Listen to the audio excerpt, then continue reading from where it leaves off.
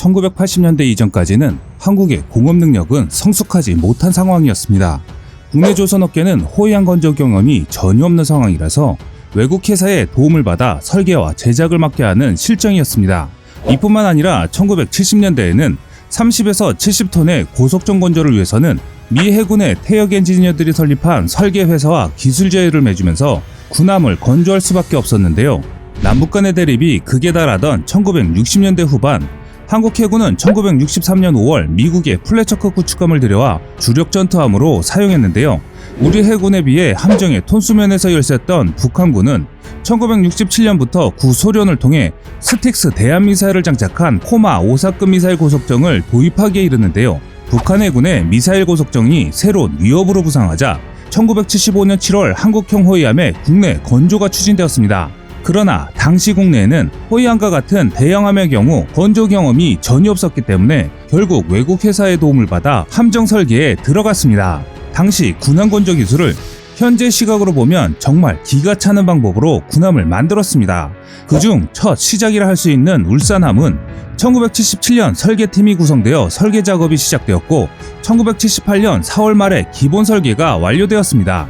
1980년 4월 한국형 호위함 1번 함인 울산함이 진수되었지만 건조된 울산함은 시험평가 과정에서 중량 밸런스가 맞지 않아 함정이 뒤로 기울어지는 현상이 발생하게 됩니다.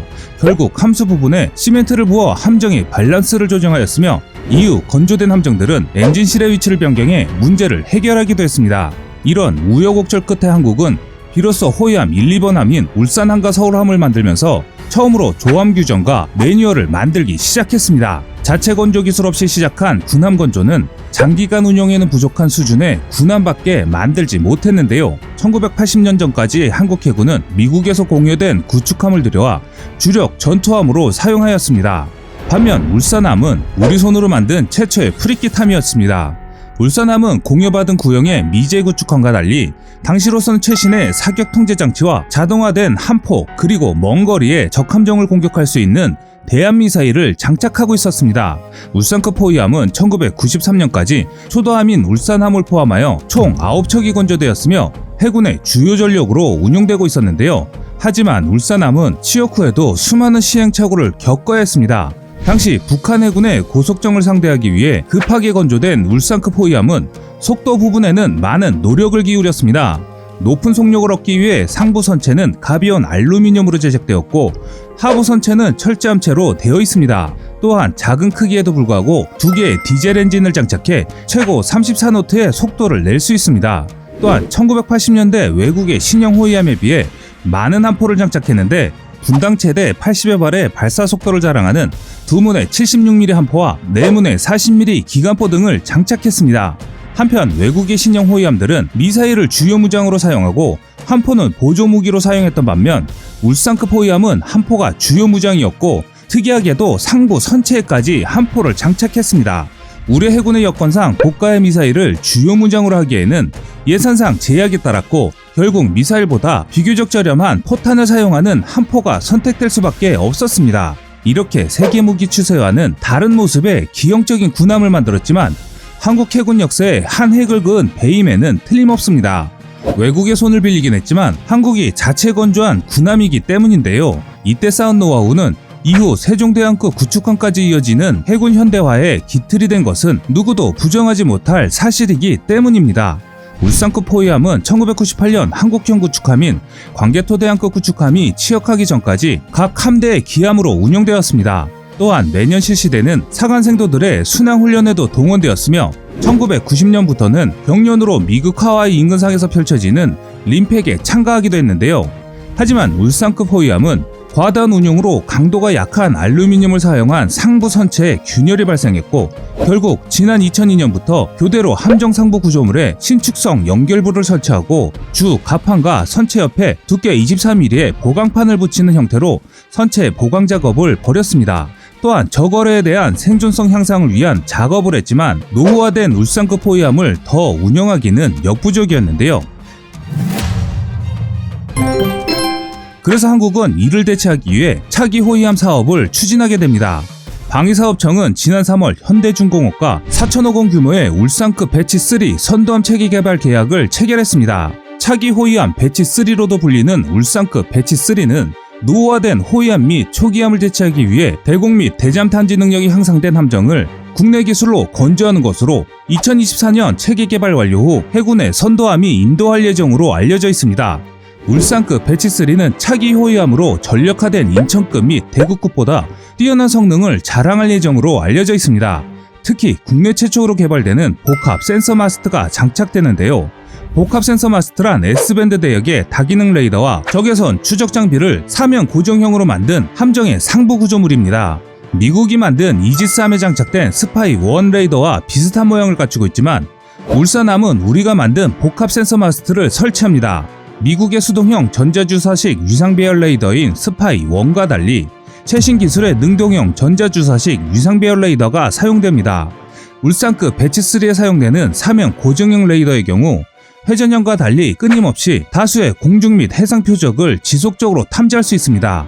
또한 기민하게 표적을 확인할 수 있으며 음영구역이 최소화된다는 장점을 가지고 있는데요. 세계적인 군사 전문지인 IHS 제인에 의하면 한국은 2016년부터 탐색 개발을 시작해 국산 다기능 레이더가 탑재된다고 보도했을 정도였습니다. 하나가 개발한 이 A사 레이더는 미국의 AN/TPS-80과 같이 송수신부를 갈륨 비소에서 지라갈륨 모듈로 변경해 신뢰성과 성능을 향상시켰습니다. 이 레이더는 대공 표적의 경우 천여 개를 동시에 추적이 가능한 것으로 알려져 있습니다. 얼마 전 한국의 A사 레이더의 성능 때문에 시끄러운 적이 있었습니다.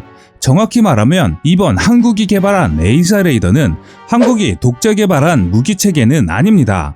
A사 개발 주관은 국방과학연구소와 우리나라의 하나시스템이지만 ADD는 2017년 시스템 개발을 위해 스웨덴의 사부와 계약을 체결한 바 있는데요. 이 레이더 시스템의 공중 테스트 및 체계 통합은 이스라엘의 LB 시스템즈가 맡고 있습니다. 한편 사부사는 A사 분야에서 최고의 기술력을 갖춘 업체 중 하나입니다. 이번에 개발한 지라갈륨 소재 기술을 활용한 A사 레이더는 갈륨 비소 소재를 사용한 대부분의 최신 A사 레이더 대비 전력 소비를 줄이고 열을 적게 발생시켜 전자전 대역 능력 및 더 작은 표적을 탐지해서 더 우수한 성능을 갖고 있습니다. 그런데 이 레이더는 미국의 그리펜에 들어가는 레이더와 동일한 기종입니다. 사부가 만든 레이더는 기존의 그리펜 보유 국가들의 업그레이드용으로 제공되거나 새로운 그리펜 전투기에 제공된다고 밝히고 있는데요. 또한 미국의 해군 항공 시스템 사령부도 2018년 9월 말 이 레이더는 사부에서 주문한 레이더와 본질적으로 동일한 제품이라고 밝혔습니다. 즉 이 말은 한국이 만든 A사 레이더는 미국의 그리펜에 들어가는 레이더와 차이가 없는 레이더라는 것입니다. 미국도 인정한 A사 레이더가 성능이 안 좋다고 하면 세상에 어떤 A사 레이더가 좋은지 궁금합니다. 그럼 다시 본론으로 돌아와서 이번 울산급 호위함은 이밖에 최신형 전투 체계를 적용해 대구함 대비 표적 처리 능력도 향상됐기 때문에 최신형 전투 체계로 한국형 이지스 호위함으로 불리기도 합니다. 기존 호위함에 비해 수상함 잠수함 표적에 대한 탐지 및 공격 능력과 항공기나 유도탄으로부터의 방어 능력이 크게 강화된 것이 특징입니다. 적의 주요 지상 목표물까지 공격 가능한 함대지 유도탄을 탑재하여 전시나 평시에 한반도 해역 방어 및 적진 공격을 위한 주력함으로 운용될 예정인데요. 특히 가스터빈 엔진은 영국 롤스로이스가 만든 MT-30으로 알려져 있습니다. 또한 대국급과 동일하게 하이브리드식 추진체계 방식을 적용했습니다. 하이브리드 추진체계는 기계식 추진체계와 전기식 추진체계의 장점을 혼합한 추진체계로 저속 구간에서는 추진전동기를 운용하고 고속 구간에서는 가스터빈을 운용합니다. 이 추진체계는 평상시 소음이 작은 추진전동기로 운용하다가 고속항해 시에는 가스터빈 엔진으로 전환해 빠르게 항해할 수 있다는 장점이 있습니다. 따라서 잠수함이 탐지하기 어렵도록 은밀히 항해할 수 있고 필요시에는 신속히 접근과 회피가 가능하기 때문에 대잠 작전에 매우 유리한데요. 여기에 복합 센서 마스트 덕분에 스텔스 함형이 적용되어 생존성이 더욱 극대화되었습니다. 신형 호위함은 길이 129m, 너비 15m, 무게 3,500톤으로 최대 55km의 속력으로 운행할 수 있고 승조원은 120여 명입니다. 또한 수중 폭발 시 함정 손상 최소화로 피격 시 생존성 향상을 위한 박스거드를 적용하였으며 항해 시 발생되는 파도와 저항을 줄일 수 있는 새로운 선형으로 건조할 예정입니다. 이밖에 무장으로 5인치 함포와 한국형 근접방어 무기 체계인 골키퍼가 탑재될 뿐만 아니라 해군 함대공 유도탄, 해성 함대함 유도탄, 해룡 전술함대지 유도탄 등을 갖출 예정이며 해상작전 헬기 한 대를 탑재 및 운영할 수 있습니다. 울산급 배치3는 향후 선도함을 포함해 총 6척이 건조될 예정입니다. 과거 한국은 시멘트를 부어 군함을 만들었을 만큼 방산무기 기술이 낙후된 국가였습니다. 하지만 지금은 군사 선진국을 위협할 정도로 다른 나라들은 놀라워하고 있는 상황인데요. 이번에 개발하는 한국의 스텔스 호위함이 또 어떻게 세계를 놀라게 할지 기대됩니다. 지금까지 세상의 모든 군사무기를 얘기하는 꺼리투브였습니다. 시청해주셔서 감사합니다. 구독과 좋아요, 알림 설정은 좋은 영상을 만드는데 많은 힘이 됩니다.